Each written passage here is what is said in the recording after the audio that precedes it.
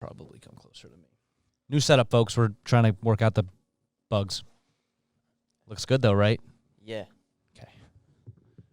I apologize for that, ladies and gentlemen. New setup. We're trying to get it figured out.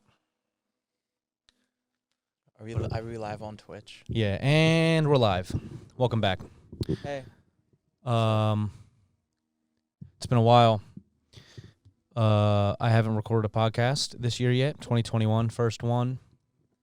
And it feels good, dude. It's been so crazy around here because Christmas and the holidays are already crazy and hectic. And then Christmas passed. I went to Mexico. Yep. And then when I came back, because for you, those of you listening and watching, the house that we're currently in and recording this podcast, we're in the process of fixing up the house. We've been here for 18 years, so it's going to be sold soon. Yeah. And the whole house has been just a clusterfuck of energy all over the place. Yeah. Well, there's been people working here. Every day for 2 months. 2 months, yeah. So there's 3 guys fixing our house. Yep. All 3 of them named Bob. Bob. Bob the Bob's the builder. Yep, Bob the Builders. So I think that's one of the reasons I haven't recorded so much, because the house has just felt so hectic. And it's a whole production, having to set this up and get the ring lights and the cameras and everyone, where there's people not walking around the house, coming up and down, making noise. The Bobs have been using the ring light to paint. Yeah, it's every day, every penny worth. Yeah, we're getting the pennies out of it. But it's all part of the process. Yeah, just trying to be present through it. Yeah, but the whole point of that is I haven't recorded in so long, and I've been really wanting to, because I've been feeling stuck. And for me, the only way I feel unstuck and get out of these ruts is if I just create things and put out output, because there's always so much input coming in, learning, reading, watching, listening. You gotta, to keep the balance, at least for me, I have to have output. Exactly, because if it's all input, then your mind is getting scrambled in 1,000 different directions rather than being focused in on one thing that you want to get done. Yeah. And it's kind of like the whole thing with how motivation comes about. And a lot of people, you're kind of just sitting there waiting for something to come out to you to motivate you to do something. Mm-hmm. And through my experience, I've learned how powerful it is to just do something, even though you don't want to. And then from that initial action, it just causes a domino effect of more and more motivation to keep doing shit.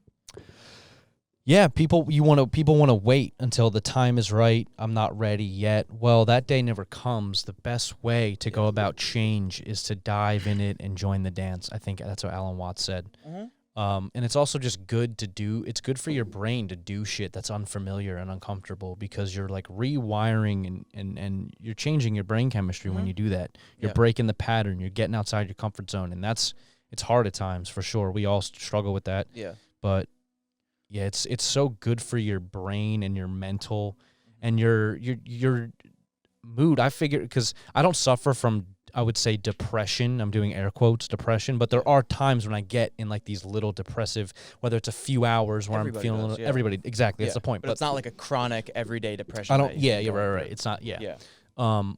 But creating and trying things and learning new things and kind of doing something new always gets me out of that funk. Yeah. Whether it be exercise or learning about something or sitting down and even recording a podcast. Honestly, I feel great.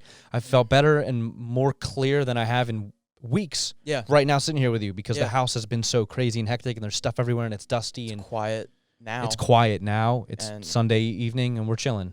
It's quiet. We're chilling. It's a nice time. But for creatives out there, I want to know if I'm sure you all get into these ruts where you're not really, there's more input than output.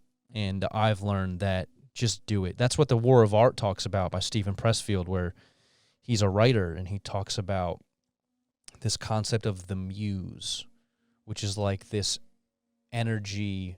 A muse is your source of inspiration. Okay. So he refers to it as the muse of creativity, if you will, the god of creativity. Gotcha. If you're a creative, you're a writer, you're an artist, you're a comic, whatever you do, even outside of creativity, whatever you do, show up no matter what. If you are a graphic designer, show up to your computer every single day. If you're produce music, show up to your computer every day and pay homage to this idea of the muse, this source of creativity. If you just show up No matter how good you're feeling, if you're feeling great, if you're feeling shitty, if you're feeling tired, show up, pay respect to this thing, show up as a professional, and then through that kind of spark of creativity will channel through you. You'll become like this pure channel of this divine creativity and let it flow through you. It's cool. With that like idea, it shows how important it is to be doing and pursuing things that are bigger than you. Yes. Relating to that muse, where it's like, it gives it a whole new meaning and a deeper meaning when you are pursuing something meaningful and not just for your own good, and not just doing things in like a selfish way. You mean? Yeah, not for other people. Because it's either that or you're either in a path of servitude or a path of serving yourself. So you're always serving something. But when that just bigger meaning, serving something outside of yourself is where things get big. Because there's no limit. There's no limit. And you can also bring in other people too, who are trying to do the similar things, and then that intention, that energy that you're trying to put out is almost magnetized. Yeah, it becomes like I feel like when people on a similar vibration can hop on the same idea train, right? And the more people that are on that, the more energy is being, because your thoughts create your reality. What you focus on expands. Thoughts are very powerful. Thoughts and words are very powerful. So if you have all these people in like one organization, think of it as like a company. All these people working for a company with the same mission. The result that they're trying to create it'll manifest and be created quicker. And there's more power behind it because you have everyone's on the same wavelength. That's why suits are a thing in like corporate America. Because everyone is in like they're outfitted in this suit so that they're the most like productive. They all are in this one collective consciousness to be as productive as possible. Is that what the suit? All in the same boat. Yeah. Well, is that what the suit represents? I'm pretty sure suits like business, and from like war, like from like different armies having suits and a uniform of soldiers. Wow, holy shit. Yeah. You just pointed out that parallel. Yeah. Because if you look at like the Revolutionary War and the Civil War, the soldiers used to wear like pea coats and wool coats, and they looked really dapper. They look like mailmen from like, but in like camo. I mean, like 1930s mailmen, but in camo. So was it World War I when they switched? Well, even then. And World War II, like you can see what the uniforms were made of. Even today, the uniforms are they're collared, they're buttoned up, there's cuffs. You don't wear like pristine. It is very pristine. Yeah. That's so interesting. Wow. So that they're like as optimal and efficient as possible. Wow. That's crazy because I feel like if I was a soldier or fighting, I would be wanting to be wearing what I'm wearing right now, like Lulu pants and like Nikes. Yeah. Well, actually, the boots, the combat boots I have are actually really nice, so wear that. But it feels like some of the material they wear is very uncomfortable. Yeah.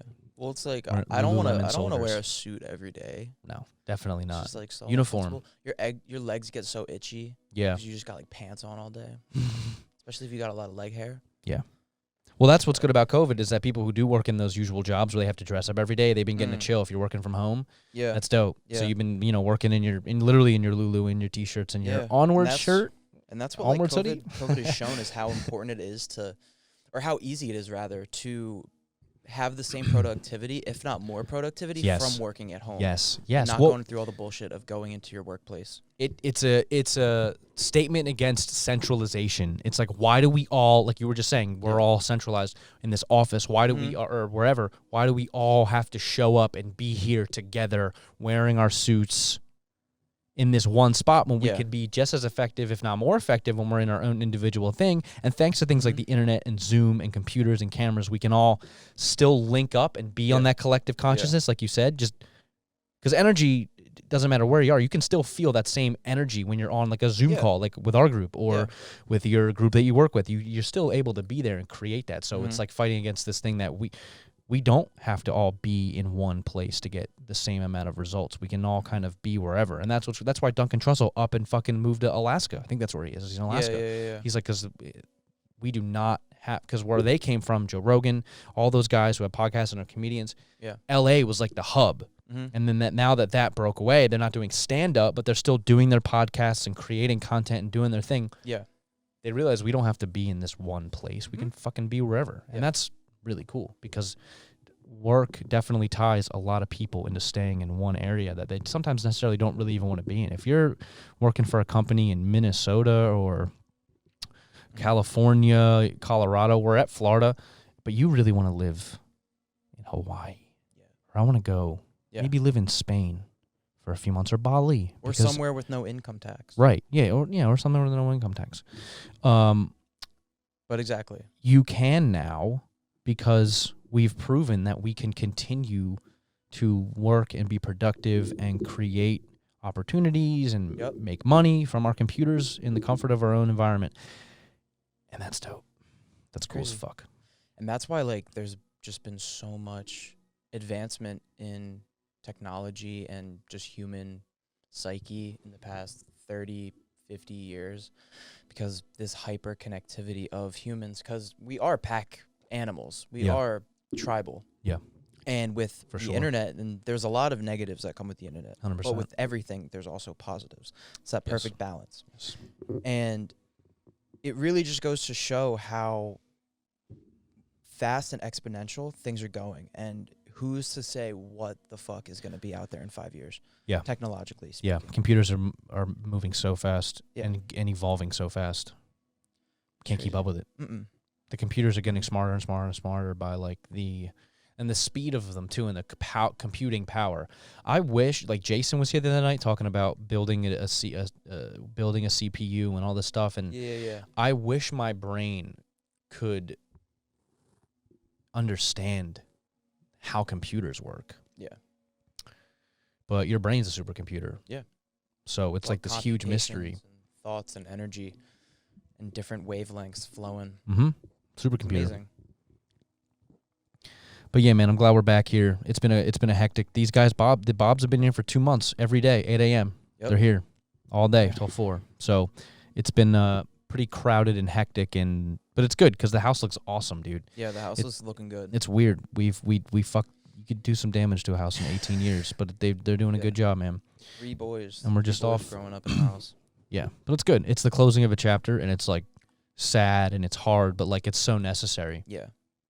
Well, it's just the idea of impermanence, you know? Yeah. You can't have this attachment because nothing lasts forever. Right. And I'm not trying to really be suffering. No. It's like we feel the emotions of what we're going to go through, but we're not going to cling on to them and suffer because of them. Mm-hmm. So it's just another chapter. Yeah. One of the 4 noble truths of Buddhism is that there is suffering in the world, no matter what.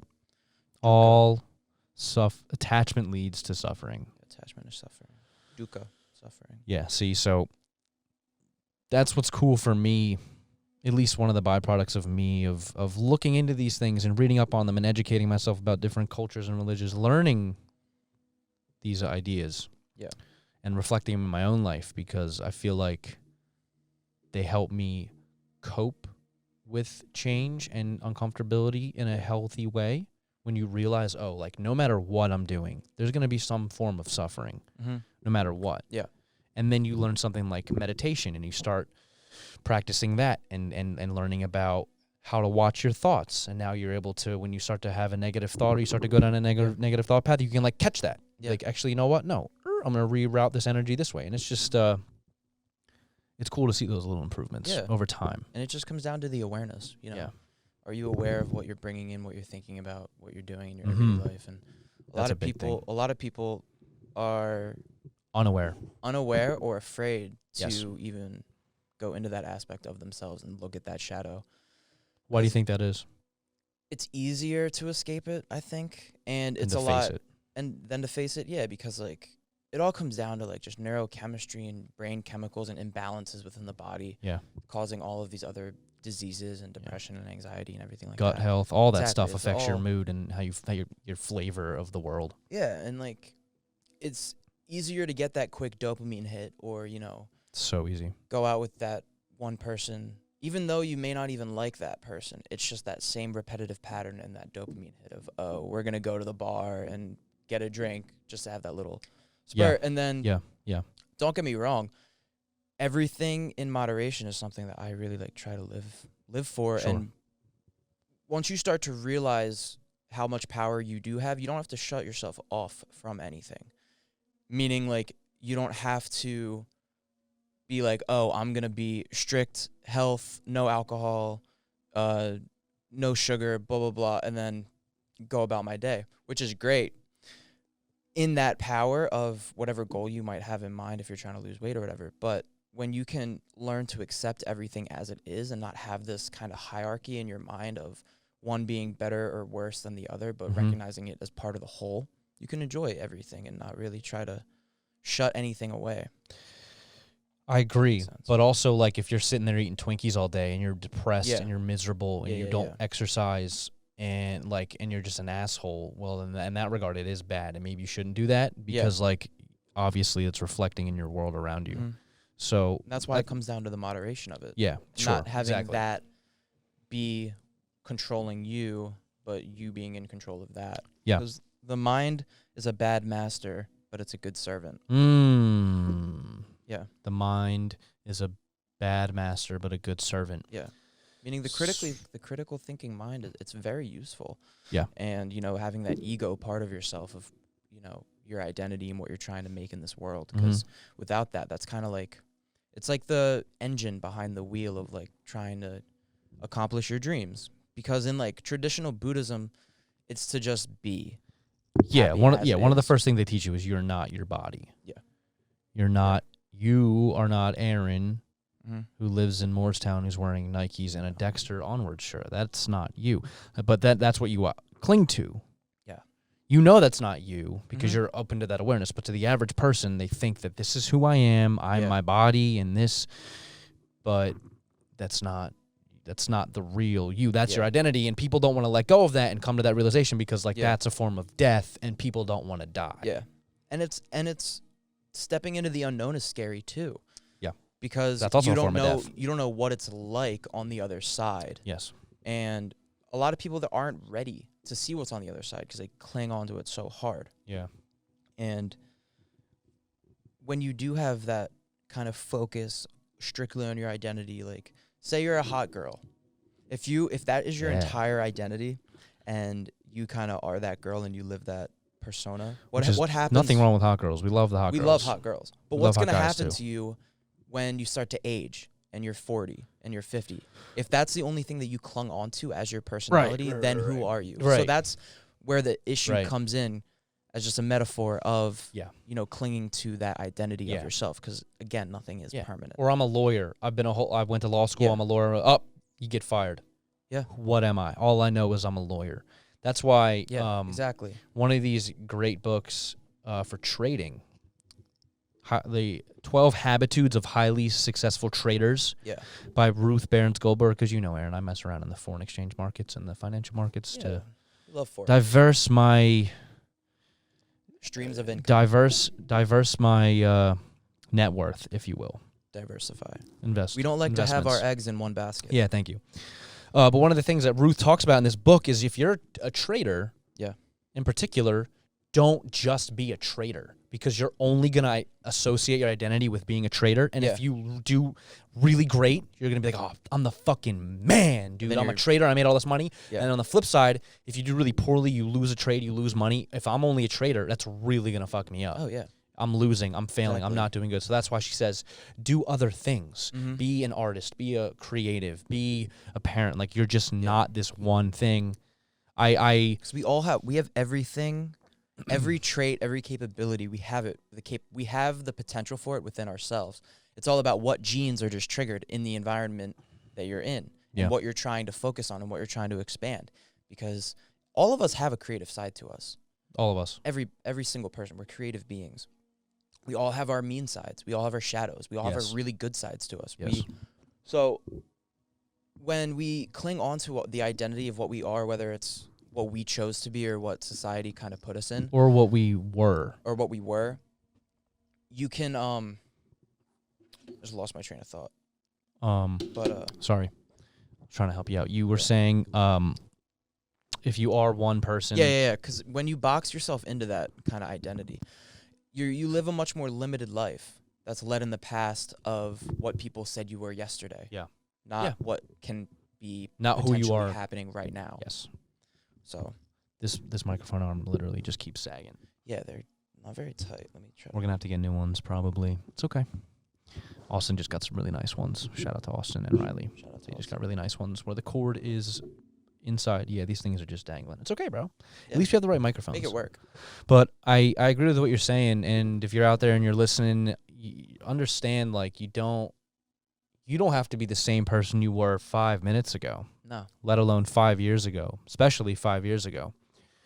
It's okay to change and to let go of things that no longer serve you, and it is very hard at times, but it's also very liberating. I've been in this house again since March, and since then I've been actively getting rid of, donating, selling things that were parts of the old, obsolete parts of myself. Yeah. And parts of our family. Parts of our family. Parts of the past. Accumulated. Things I look at, little objects, because you know me, I love my knickknacks, I love my clothes, I love my fashion, and I look at some things, and they're great. They're valuable, and they're really, they're cool, lack of a better term. Cool stuff, Eric's stuff. But it's from, I either got that or I wore that when I was this part, that I was a version of myself that is, I look back and I'm like, damn. I was... Kind of just laugh. Yeah, you kind of just laugh. Just like, it's just... You just envision a, like, little person. You're just like, there. It's pieces of your old self that you don't really... You jive with. You look back, you cringe. You look back, you forgive. You look back, and you're like, man, I remember who I was then, and I'm just grateful to be where I am now. So... Well, you look at that part of yourself with love, because without those cringe moments, you wouldn't be where you are now. Exactly. And it's all part of the learning process. It's all part of it. But there's something very liberating that comes with letting go of those parts and pieces of yourself that don't serve you anymore. As hard as it can be, there's so much energy attached to it. Oh, I can sell this. I can just hold on to it. No, just let it go. Yeah. Just give it up. And it's definitely easier said than done. And we're just talking about stuff, clothes, objects, artworks, little knickknacks. But I'm also talking about, like, old habits and energies and relationships. Anything that doesn't serve things that don't serve you. Like, and it's hard to let those go. Yeah. But because it's part we don't know what it's like without them. Yeah, exactly. Because that's exactly all it is. We don't know what it's like without them. And that's death. People don't want to die. That's why psychedelics are so important. Yeah. I've died before I've died. We'll just leave it at that. You die before you die. Yeah. And then there's nothing to fear. Because I think fear for a lot of people is like the ultimate form of fear. And once you make peace with death, I've made peace with death thanks to psilocybin and DMT and like all these like amazing chemicals and compounds that occurred literally naturally and within the own human body. I did this paper in high school on the therapeutic uses of psilocybin and LSD. Yeah. Johns Hopkins study? Johns Hopkins and a couple other ones. I forget exactly what it was. But one was for smoking cessation. It was really good. And then the other one was around anxiety around death with cancer patients. Yes. Yeah, that's the Johns Hopkins one. Yeah. And the amount of people that said that they no longer had any death anxiety being on chemotherapy and everything like that, which just made it, I think it was like 85% of the people. Yeah, I don't know the numbers, but basically they gave the number exactly, they gave a bunch of terminally ill and not so terminally ill people with cancer who were being treated for it. They gave them psilocybin, which is magic mushrooms for the layman. Yes. They gave them some magic mushrooms to help just see what would happen. Yeah. They're facing death. Here's some psychedelics, and they all came out of it with a very positive experience. Positive, transformative experience. A lot of them didn't fear death anymore. If anything, they were more at peace with death, and they can enjoy the rest of their time they have on here. Because if you're somebody who has terminal cancer and you just know, death's creeping, it's right there, and that could be a burden for a lot of people. You're always looking over your shoulder, and you're fearing every moment, and you're thinking about the future. I'm gonna die. It's coming. It's coming. It's coming. And you're not even present. You're not even living. Exactly. You might, anxiety of the future. So they take a psychedelic, and they understand that everything we've been talking about, everything's always changing. Nothing is permanent, and that there's a lot of freedom that comes with that. Yeah. And it's been valuable. But that's the thing about mushrooms and psychedelics is they do a billion other things too. They do so many things. That's the cool part. Neurogenesis, they regrow your brain. New brain cells are being formed. New brain pathways are being created. You can change your brain chemistry. So that's why I'm so interested, and I would love to do something with psychedelics someday, and not in like a silly way, because there's always a Psilocybin. There's always a Psilocybin. What are you gonna go to a Grateful Dead concert, fucking hippie? That's like there's like a silliness to it, but there's also a seriousness to it where it can actually help treat things like anxiety, depression, PTSD, addiction.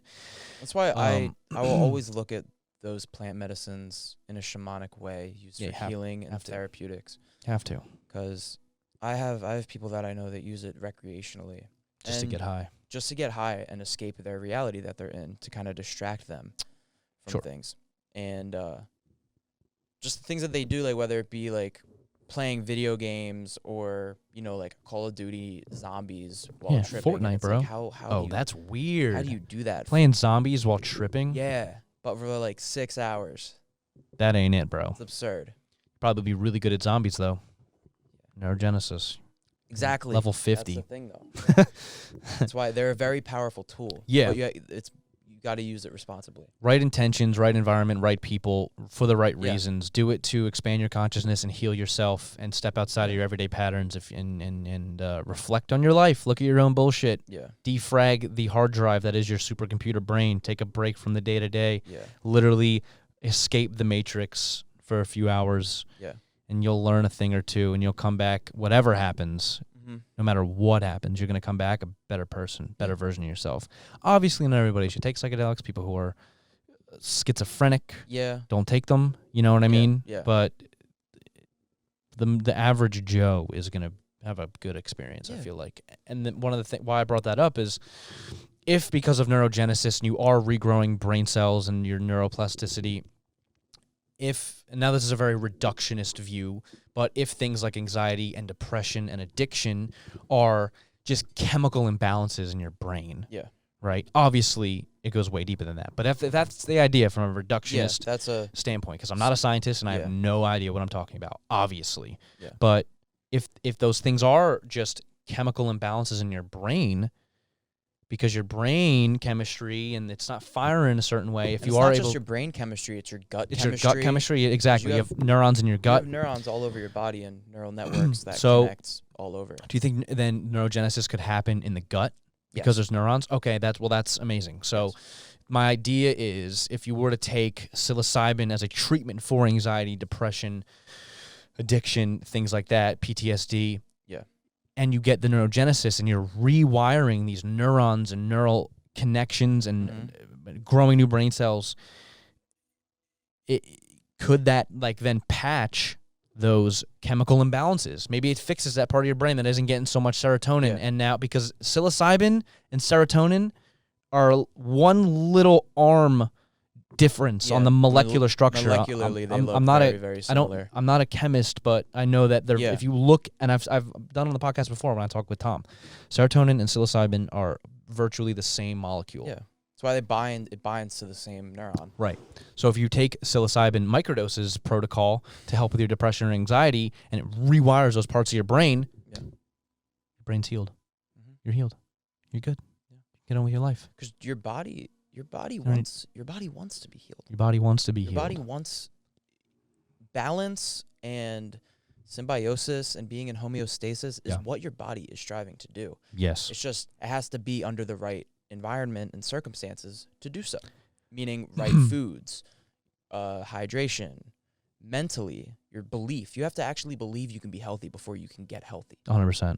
Because that's how powerful that's thoughts step are. number one. That's step number one. Believe thinking and just believing that you can get there. Because your subconscious doesn't know the thought between a thought and your reality. Yes.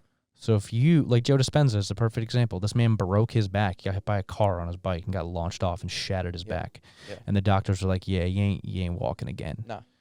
And him already studying being a neuroscientist was like, "Fuck that. I know how powerful my brain is." And so basically this man, if you're not familiar with Joe Dispenza and what he's up to, go fucking check him out. Yeah, he's fucking awesome. Holy shit. I love that man. Just because of the way that he's able to bridge science and spirituality on all this hippie stuff. Right. In just a medical sense is so powerful. And that's why it's been a big thing for me, because with me and my healing practice and what I'm trying to get started is pretty much be in the health field and be like a doctor, but without any of that formal training connecting it with how the West or the Eastern medicine and the more holistic approach is actually being very, very powerful. Yeah, it's not as slept on anymore as it was. Mm-hmm. It's not being looked at and like, oh, that's just some silly thing that I like, that chakras. Oh, like I've seen that in a gift shop. I think that's what Doctor Strange says when the sorcerer shows him the chakra page. He's like, I've seen it in gift shops, and then here he is like the master of that shit. So, but yeah, Joe Dispenza breaks his back. They tell him he wouldn't walk, and he's like, no. He was up and walking again in 12 weeks. And the point of that is that he knew and felt with every ounce of his being, emotionally, mentally, because the emotion is the energy that magnetizes that thought. It's energy and and motion. Feel it as it is. Emotion. Energy and motion. Energy and motion. Emotion. So he knew he could heal himself. And he just laid there and visualized his back regrowing and rebuilding and everything getting fixed up. Yeah. And it took him hours. It took him 2-3 hours. And if he messed up and he broke focus, he would start over again. Yeah. And he was walking in 12 weeks, and now he's living his life. And he said because of that, he's going to dedicate the rest of his life to understanding the brain-body coherence. I think something coherence. Yeah. Mind-body coherence, brain-body coherence. Heart-brain coherence. Something like that. Heart-brain coherence. Yeah. Something like that. But yeah, and he likes to focus on, too, like how powerful your heart center is. Yes. And how much energy you have into your heart. Yes. And I've had experiences through meditation where when you pair, an intellectual thought with a felt emotion, an elevated emotion such as joy, happiness, love. Yes. Like you can feel it physically within like your actual heart, and my eyes will like to water up. Yep, I just got the shivers. Yep. Boom. My eyes will water up. I'll get like the shivers. I'll get goosebumps. And it's then, so powerful. You feel it in your heart, and it's just this like thumping. Yeah. Like your heartbeat just radiating all of this energy. Yeah, it's your own love creation energy. And that's like people say all the time, like just, visualize your dreams, make a vision board, and they'll show up. But like you have to not only put the work in, but if you are someone who likes to creatively visualize about goals and dreams, like you have to understand, you have to feel what it would feel like to have those things. Yes. If that was as your reality. If you want to have, a certain career, or you want to make a certain figure, or you want to date a certain person, sit with yourself, close your eyes, and feel all the ways in which it would feel like for that thing to be your current reality. And that's what reprograms your subconscious mind, because your subconscious mind, the way it's programmed, it controls our whole lives for the most part, if you're unconscious of these things. And the subconscious, if you in your mind believe, if you're in a lack mindset, if you're afraid of money or you're afraid of love, well, that's your subconscious, and that's the reality, and that's what you're gonna experience. Yeah. So it's not until you can reprogram that subconscious mind to where those things can start coming to you. Because like you said, you'll never make $1 million if you don't believe and feel as though you've already done that, or you can. Yeah. I want to manifest $1 million. I've already done it. Yeah. It's in my brain. I just got to figure out how to get it out. I know it's in there. Closer there every day. Yeah. But that's the thing. It's like I know and I believe it's there. And then that just magnetize. I love that I keep using the term magnetizing, because that's what you're doing. You're magnetizing that intention, that energy, and then, the universe will in turn return it to you. So thoughts and feelings. Any book you read talking about this, whether it be Think and Grow Rich or Russ's book, all of these great books talk about the importance of feeling the emotions and going through what that would feel like. Because it makes it that much more real. Exactly. Because your brain, your subconscious mind doesn't know the difference between thought and a reality. And if you can feel these things, your subconscious brain mean, he must have $1 million. Yeah. So I'm going to make his reality and reflect that. Yeah. Or he must be with the partner of his dreams. So I'm going to make that his reality. And what it like kind of made me think of is like... Or vice versa. The negative side is true too. That imprinted memory, or what I was going to say is that works too with things that you remember really well. You typically remember things that caused, that evoked some sort of emotion out of you. Strong emotion, whether it be... Strong emotion. Very good or very bad. That's very true. When you can correlate an emotion to a dream that you have and what it will feel like, it imprints that almost as if it is already a part of you, not almost as if it is a part of your brain. Because your brain doesn't know what's real and what's fake. That's why I said it's a bad master, but it's a good servant. Mm-hmm. Yes. Because once you can play these games with it. Yeah. Yeah. What is the master then? Your higher self? What is the master? The higher self? Yeah. Or you can, what I'm trying to get to is just lead with my heart, always. My heart, and just be of service. Yeah, I love that. And feel that in my heart right now, bro. Yeah. Because I agree. Absolutely. Because it's either you're constantly projecting in your brain or you're living in your heart. And Joe from that, you can tap. Your source of your energy is love, which is unlimited. Yes. So you can always be giving that out rather than having your source come from your own physical energy. Yeah. Of just this clunky meat suit. Wow. So it's a lot bigger than that. And it's whatever energy source you're trying to tap from. And we can tap from higher energy sources such as that love, which is infinite. Yes. So I love that. Always be projecting that. I agree, dude. And that's something that the Gateway Process document talks about. And I've literally talked about it every time on this, not every time, but on most of these podcasts, I bring it up. Yeah. Because of how much is in that document. Shit's so deep. And you have to read it like 8 times. It's heavy stuff, man. It's heavy stuff, and it's stuff that I'm trying to comprehend. Every time I read it and read a few paragraphs, I have to just like stop and reflect and try to be like, what the fuck did I just read? Yeah. But one of the things it talks about is like the vibrational and electromagnetic frequency that your heart gives off. And to basically the Gateway Process, if you're new to the podcast, haven't heard me talk about it, it's a document written by the CIA in the 1980s that basically talks about just the use of binaural beats and getting into like a meditative state. You can astral project, have these out-of-body experiences. Transcend third dimensional or third density consciousness. Yeah. Exit the shackles of time and space with your consciousness. It's basically your consciousness. Like if you think of like you're dreaming. When you're dreaming, your consciousness kind of slips out of your body and travels throughout the higher dimensions. Because so anyway, that's what the Gateway Process document talks about, and it was written by the CIA. And there's a whole you could find them on YouTube. I found them. There's the Gateway Sessions, and it's basically just a guided meditation with binaural beats and like ocean wave sounds. And it's to help you hemisync is the idea. Binaural beats sync the left and right brain hemispheres, and when they're in sync, also within sync of the vibrational frequency of your heart, when all three of those things are in sync, that's when your consciousness, you can reach these higher states of consciousness and kind of leave, like you said, this clunky meat suit that is our body, because you're not your body, you're your consciousness, you're a soul having a human experience, you are a ghost inhabiting and controlling a meat-covered skeleton hurling through the infinite order of space. That's what you are. Yeah.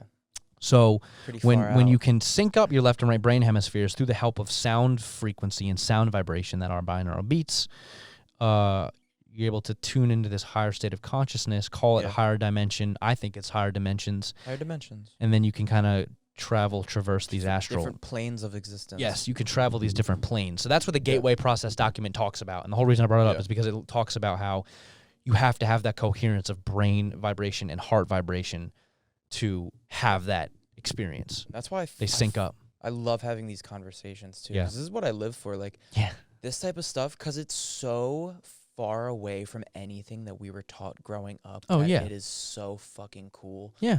And like the things that we are capable of are extraordinary. Yeah. And there's no other way to put it. So that's why it's like... Another way to put it is that magic is real. Magic is real. And you can tap into it. Yeah. We're all wizards and witches, pretty much. And... Look, I got my crystal. Boom. What is that? Crystal wizard. The fluorite? It is green calcite. Oh. Very smooth. Very pretty. Very soft. My crystals are upstairs. Yeah, I thought okay. I was going to bring some down, but I didn't. That's okay. But you're right, dude. It's we can do anything and create anything, but I feel like as more and more time goes on, obviously you and I know that from just experiencing it over the years and manifesting things and creating things and having transcendent psychedelic experiences. But there are people out there who are waking up to this, and it's cool that in the time we live in, everything that went down last year, the government's admitting that there are aliens or are UFOs, shit that we've known and believed in, but like that shit, people are waking up to like, wow, there is a whole lot of other shit going on. Absolutely. And it's becoming more and more mainstream. Yeah. And it's just cool for me because the Gateway Process is something that like they were talking about in the 80s. Yeah, exactly. And I've been on the astral projection binaural beats wave for 5 years. Like I've astral projected before. I've used binaural beats to slip out of my body for short periods of time. Like I believed in that, and then it's cool to discover this document. Fucking thanks to TikTok, I've learned so much from TikTok. I owe a lot to TikTok. Thanks TikTok. But TikTok UFO. I think it's just cool because here we are. We have this document that is readily available to the public because of the Freedom of Information Act. After a certain amount of time, the CIA and these government agencies have to release this information. It's part of it. I think they signed it. It's 6 months after January, so by June, I'm pretty sure they have to release like everything. All the UFO documents, part of this fucking COVID relief plan. The COVID relief plan it, like, fucking involves a bunch of disclosure about aliens. I have the documents. But it's just cool because, to finish my thought, it's cool because we've been thinking about this shit and we believed in this stuff for years, and it's just cool to see the CIA is like, this shit's real. It's been around. We've been studying since the 80s, probably even longer, and here's a document with everything you want to know. And the document, literally in the first paragraph, one of the first paragraphs, it says, people will reject what is in this document because it goes against everything that they've believed to be true about the universe that they live in. Yeah. That's crazy. Yeah. That's why it's even that much more important for people like us to have these conversations, because it's not what the mainstream is going to be talking about. No, definitely not. For those, which is sad, man. For people who like are pretty new to this stuff, it's good that they have different outlets to go to, and have this power of the technological realm of having things like podcasting and different radio shows on YouTube and stuff like that, because that's the new media. It is. That's how people are getting their information now, and that's how the collective is going to be changing into a new way. It's cool, man. Yeah. Just having these silly conversations where like people are actually learning. Yeah. And if you're here and you're learning, thank you. This is why we're doing it. It's about authenticity too. We're trying to be authentic and provide real value and talk about real shit. Yeah. Because we're real ass dudes who this is what we care about. It's what we care about, and it's also improved the overall quality of our lives. We've been able to have a lot of beautiful experiences, manifest things into our lives, because we're tuned into this state of consciousness and these ideas, and it's not bullshit. Like, it's very real, and it's just cool to see that it's, as more and more time goes on, more people are waking up to things, and there's not a bunch of silliness to crystals and mushrooms and tie-dye stuff. At the end of Alex the day, Gray paintings. It's pretty simple. It's pretty simple. We're just trying to spread love. Yeah, that's all it is. That's all it is. We're trying to spread love. Love in the form of information and knowledge and and creativity. Perspectives and creativity and art and in every way possible. Just to help. Yeah, man. Because it goes a long way. Because by being your authentic self and doing what you want to do and the things that you love and are passionate about, you give other people the permission to do this. Yeah. Who knows who's going to hear this and maybe start a podcast, even if it's one person. Like, that's amazing. Exactly. My friend Malik was on here 2 or 3 episodes ago. Malik Howard. He started a podcast. That's fucking now awesome. He's doing it. That's dope. I started one. I wanted to start one, and then I went on my friend Brandon Hammond's. I did his. I was like, I really like this kind of form of communication and content creation, so now I'm going to start one. It gives people the permission to do that, and then through that, people can live like fulfilling lives and do things that matter, that help other people and serve the collective rather than self-serve, to bring it full circle to what you were saying earlier. Because this conversation is fun for you and I to sit down and do, and we're in the cool basement and we got the cool art, but it's also serving other people, and other people are getting value and really good energy out of it. And it's and everybody wins. Exactly, and it's organic because these are the types of conversations we have together anyway. Yes, we literally if none we of this. Upstairs, we're upstairs chilling, doing whatever. We would still be having these same conversations. Yes, it's just now it's in front of a camera for people. Yeah, we literally have these conversations all the time, and there are times where it's like, fuck, this would be such a good podcast, but it's cool. It's cool. Dude, we'll do this more often. Cause I like the setup. Yeah, now. It's a good setup, and it's super. Doesn't require much thought. You just do it. Yeah. You know? If everything's just down here and set up and plugged in, you just gotta make sure the camera's charged and the hard drives, the SD cards are reformatted, and you're good. That's it. That's one of the things. Like, I got the hiccups. I think one of the reasons because I also fall victim to wanting everything to be perfect before I jump into it. Yeah. So obviously I redid the basement, I redid the setup, I put new art up, I moved things around, new tables, there's a new desks thing. So part of that was like, I want to make sure it's good. And, the Bobs have been using the light, and the light was all dusty. Yeah. So that was up there, and it's good to have that high standard of wanting it to be like as good as possible. Well, that's the whole point. It can also be paralyzing, Because if you're constantly being a perfectionist, you're never exactly. And that's why I'm like looking. I'm like, wait, I haven't recorded a podcast in almost 2 months. Like, what the fuck? I'm like, we need to go do this. Yeah. And it's great. And now I feel like I'm out of this rut that I've been in. Yeah. But again, it's just it's a tribute to my brain is all over the place and it's scattered. And when the house is a mess the way it has been, it just takes up space in my consciousness and it's a distraction for me. Yeah. Because I feel like I can't be effective here now in this moment and be present with you if there's all this other crazy energy all over this house. It's going to like take focus. So that's why we've been spending, now that it's been a few weeks, Bob's are wrapping up pretty soon and most of the house is done and we're getting things back to normal and now we're recording again and it's all good. And it's not only just like the foreign energies coming in, it's also the sound of like buzzsaws going on upstairs. So it's just like, it's a lot. Audio is just not optimal. And working here. Yeah, but shout out to Bob's because they're doing a great job in the house. But we're back, baby.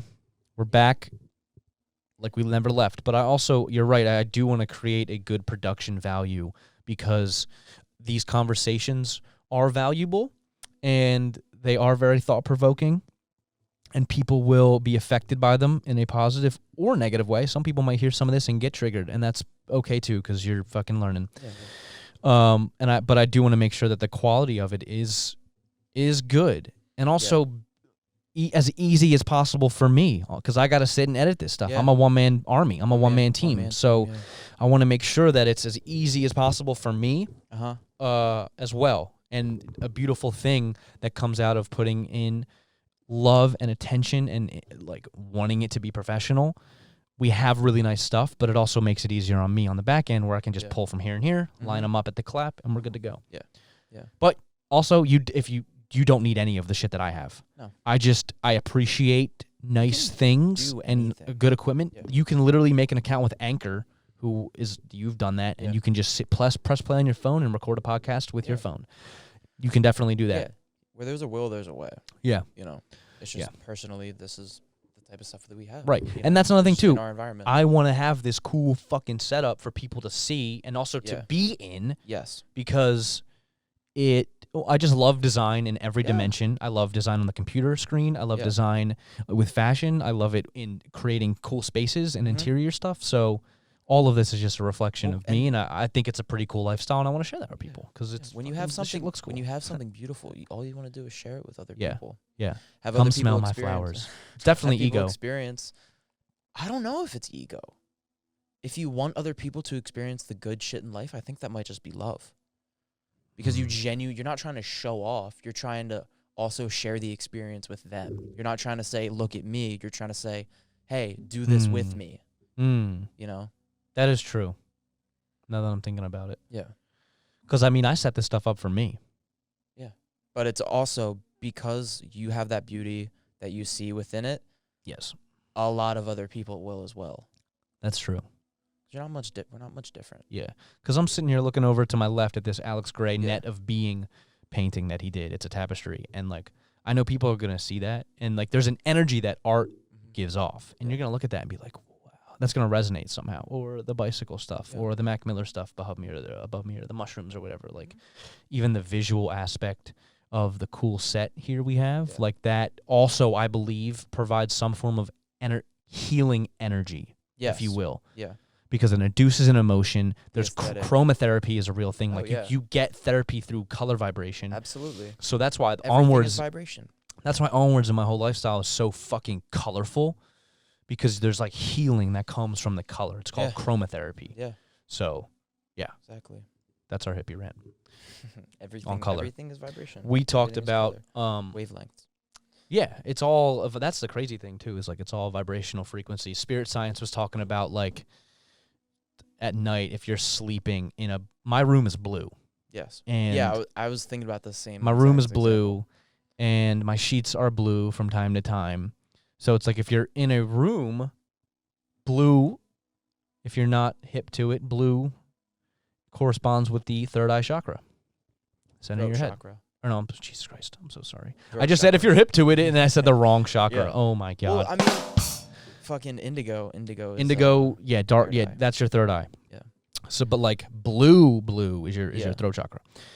So the idea is taught by spirit science or suggested by spirit science is like if you're in this room that's blue and you're sleeping in blue, like your throat chakra is going to get a little boost overnight. And that's why like all these different colors, the rainbow, all these colors, I want to make sure. That can cause the imbalance though, because like what we were saying earlier with having imbalances within the body. If you're, say your throat chakra is too active and you're talking all the time and you're talking too much, then that's going to be pulling and siphoning away energy from other parts of your body, like your heart, your third eye, your I was gonna say your bowels, but like your gastrointestinal health, your solar plexus, your belly, your belly area.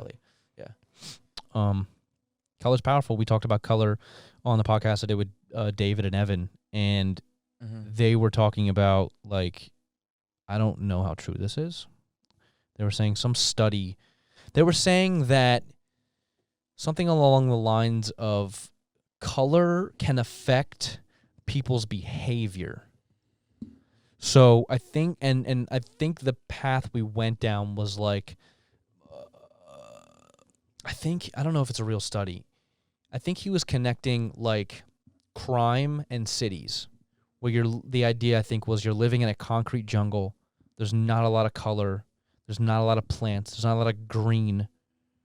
So maybe because there's a lack of this vibration of color and energy, the people are more prone to act in a certain way. Or like if your office is green, you're going to be more productive than if it was like white or black walls. So like if color can affect like your mood and behavior, it's very interesting. It definitely does play a role, but it's not going to be the sole purpose of something. Sure. Like because cities aren't colorful enough isn't the reason that there's a lot of crime in cities. You know what I mean? That's why I thought it was silly. I was like, is that a real study? I don't think that's a real fact. But definitely there can be like correlations, but like correlation does not mean causation. Right. So it's like there's too much gray. We got to start robbing people. Gray, so people keep robbing. Yeah, exactly.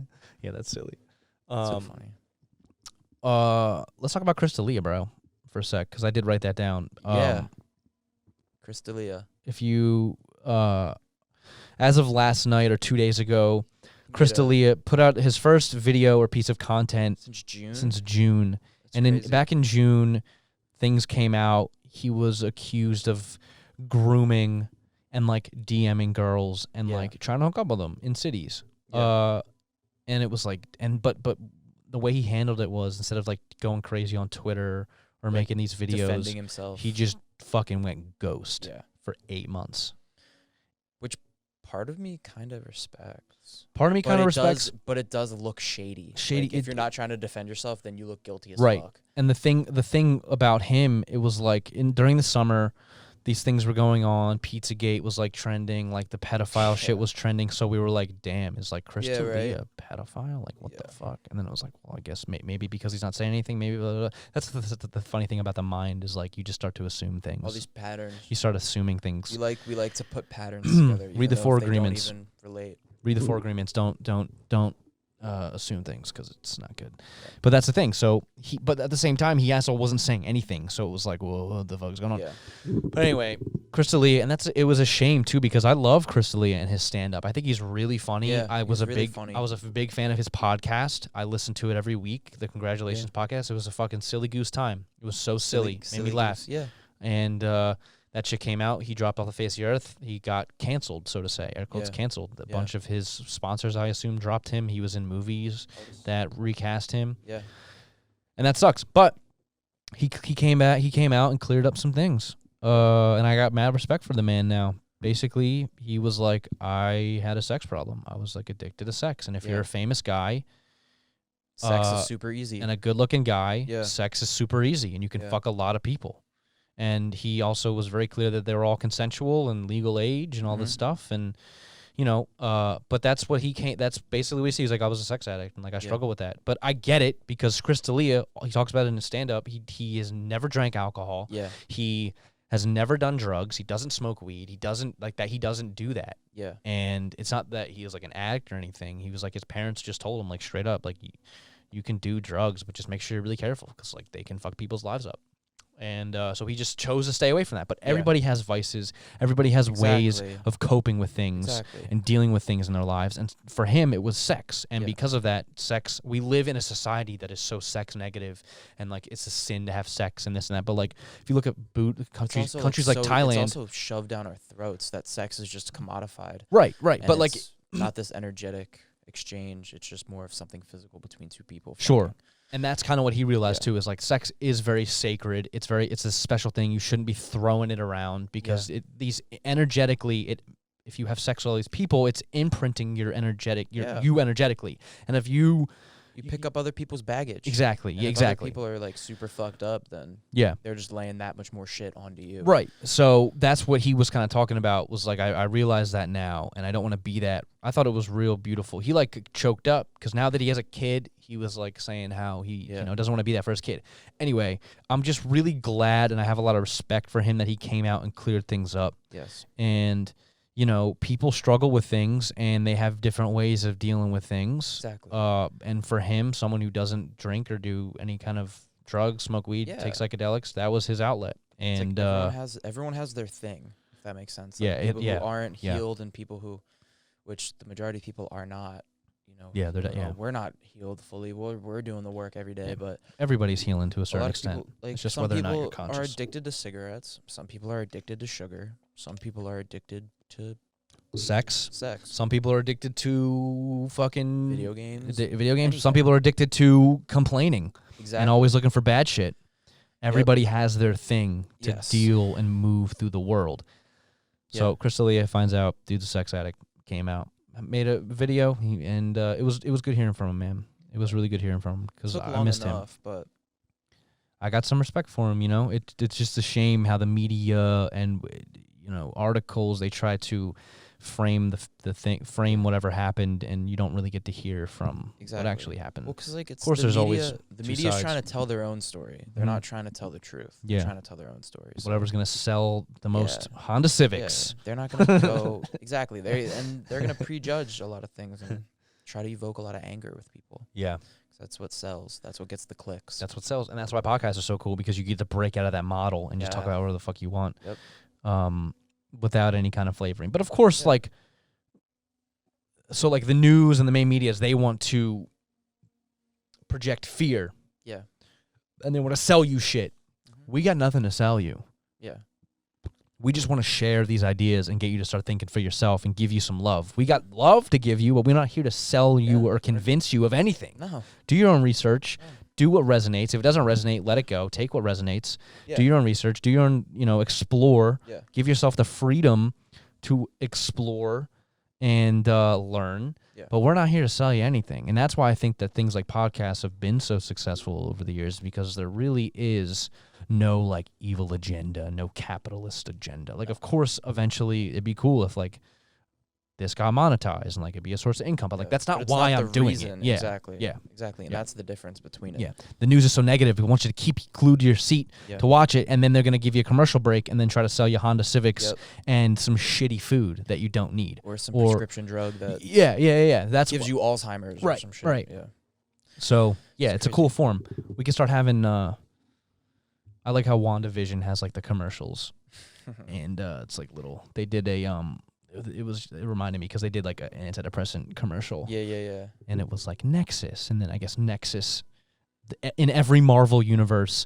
Nerd alert! In every Marvel universe, there's a Nexus being that can like shift and control the whole like universe, and so like Wanda is like that Nexus being in the whatever universe she is.